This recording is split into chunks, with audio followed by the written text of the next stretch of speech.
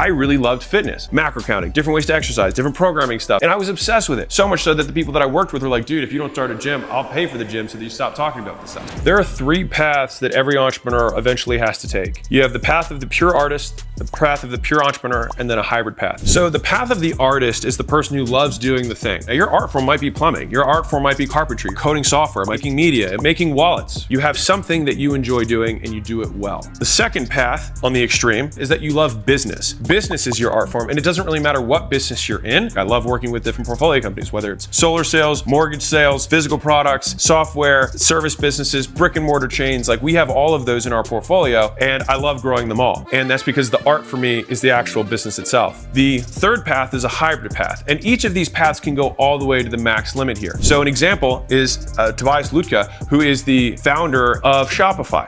And so he loves building Shopify pages, and he loves the coding and he loves the product. And so what he did was he found somebody else and have them build the business around him while he stayed focused on the main thing that he loved the most. The key here is that there is no right path. It's more about the path that works best for you during the season you're in. Because guess what? You can also change paths later. If you start in the artist path, you might transition to the hybrid path, or you might start in the artist path and go all the way to the entrepreneur path. When I started, I really loved fitness. I was obsessed with fitness. I had spent years, I had competed in fitness. And so all I read all day, besides a little bit of personal development, was like macro counting, different ways to exercise, different programming stuff, like exercise, different ways to layer workouts, program, all that kind of stuff. And I was obsessed with it. So much so that the people that I worked with were like, dude, if you don't start a gym, I'll pay for the gym so that you stop talking about this stuff. As soon as I actually started a gym, I realized that I enjoyed business even more than I enjoyed fitness. I started as an artist of fitness and I became an entrepreneur. But let me play out all 3 paths to their natural extremes. The artist at its extreme is somebody who continues to not scale an enterprise around them and continues to do the thing at extraordinarily high levels. And so this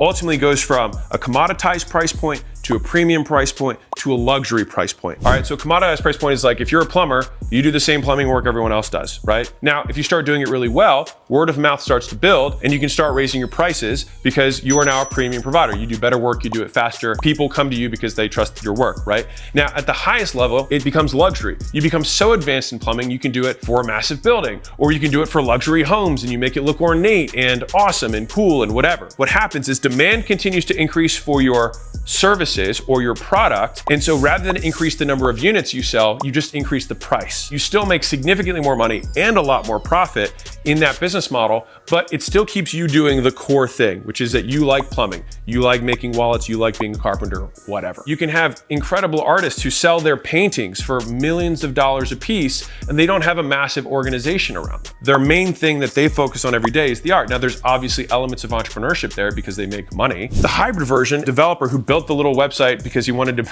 make some sort of physical products business, that he didn't like the tools that are out there and he started making it. But then other people, because the product was so good, started asking for it. Now, he could have just continued to raise the price of the thing, but at a certain point, especially with software, it made more sense to make himself chief product officer rather than CEO, and then hired a CEO and hired an executive team to build everything else around him. Because he's a big shareholder, he has a lot of sway. But on the actual chart itself, he might be over here, not necessarily at the top, because he doesn't want that life. You still do your art every day, but then you find the people. Now, that does require skill because you need to have the perspective from which to make a judgment on who is good enough to be able to lead your company. Now, that's where having outside advisors and things like that to help you find those people who you do trust, who already have that skill, who don't have a vested interest in your business, so they can give you the cleanest, purest advice. The highest level of advice is someone who has been there, done that themselves, and taken other people just like me to where I'm trying to go multiple times. A level below that is someone who has taken multiple people like me to where I'm trying to go. They haven't done it themselves. The level below that is someone who's only done it themselves and helps no one else. The level below that is someone who saw someone go all the way themselves or saw multiple other people go there themselves. Below that is only seeing one person. And below that is your mama, uncle, and your neighbor telling you their 2 cents about how you should do business when they've never run a business and have no right to have an opinion. You can leverage their experience to find the right people to fit inside of your business to build the business around you. The third path is that of the entrepreneur. That's the person whose art form is the businesses. And so rather than thinking about making wallets and making more wallets, the business itself is the painting. And so they will have multiple paintings in their career. As they develop as an artist, so too does their expression of their art. And so the types of businesses they build get bigger, more complex, more ornate,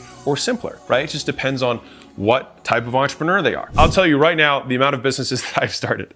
I started a nonprofit online training business. I switched to a for-profit training business. And then I switched to a brick and mortar gym. Then I had a chain of gyms. Then I had a gym turnaround business. I had a chiropractor agency. I had a dental agency. I had a licensing business. I've had an e-commerce business that sold physical products. I've had a software business, software as a service, B2B. And now I have a private equity firm. And I'm 33. As you develop as an entrepreneur, your art will change. And it will be continually a changing expression of who you are, and it will evolve. So the biggest question is, which of the three are you? If you love the actual doing of the business, the thing you do, the product or service you deliver, that is your art, then I would say start with the path of the artist. And if you're good, because if you really do love it, you should be able to beat other people who don't love it. And so you should naturally, through word of mouth, be able to get more demand than you have supply of time. At that point, you'll have to start making the decision. Am I gonna go hybrid or am I gonna go all the way entrepreneur? If you're starting out right now and you're watching these videos and you just love entrepreneurship in general and you don't really care what you sell, you just wanna make money, then you probably are more the entrepreneur path. You just wanna hustle, you wanna figure out needs in the marketplace, figure out stuff that people are buying, connect the two dots, build the organization around it, put an operator in charge,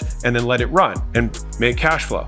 That's the entrepreneur path. The middle path, the hybrid path, is usually someone who starts as an artist and then becomes that because they still want to build the big enterprise, but they don't want to sacrifice the thing they love the most, which is actually building the product. This little product thing, as a side note, could also be marketing. It could also be finance. If you like a certain component of the business, you can own that component of the business and have someone build it around you. You could just be the guy who loves fundraising and you just love raising funds, and that's how you build your business and you get everybody else around you to run it. You will still leave your thumbprint on different aspects and be more heavily involved in different departments, the ones that you love the most. But at this point, you do it by choice rather than do it by obligation. Do I love the thing or do I love the business of doing the thing and then walking that path down? And the best news is you can always change your mind later. The most valuable skill that you can have in order is product first, then marketing, then sales. And so right now, if you know how to sell, it's because you don't know how to market, you know how to build product. If you know how to market, then you can sell lots of stuff, but you're only gonna sell it once because the product's usually not that good. If you know how to sell product, you will get more promotion from your customers than anything else, and that is ultimately what scales the enterprise. Marketing can scale anything to a point, and then what happens is the marginal cost of getting the next customer continues to get up and up. And if you don't get word of mouth referrals from customers